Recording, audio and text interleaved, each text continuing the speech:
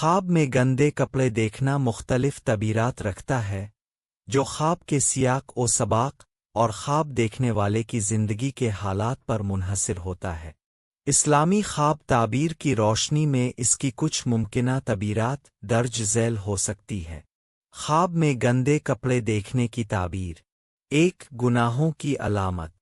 گندے آمیلے کپڑے اکثر گناہوں، بدمالیوں اور روحانی ناپاکی کی علامت ہوتے ہیں۔ یہ خواب اس بات کی طرف اشارہ کر سکتا ہے کہ خواب دیکھنے والا کسی غلط راہ پر چل رہا ہے اور اسے توبہ کرنی چاہیے۔ دو، ذہنی دباؤ اور پریشانی۔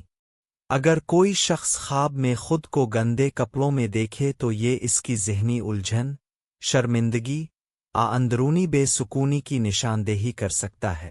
تین، سماجی عزت کا مسئلہ۔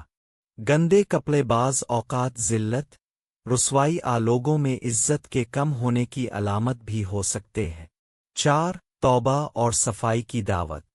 یہ خواب ایک تنبیہ بھی ہو سکتا ہے کہ انسان اپنی روحانی، اخلاقی اور معاشرتی زندگی کو پاک کرے، توبہ کرے اور اپنی اصلاح کرے۔ پانچ، مالی یا جسمانی تکلیف۔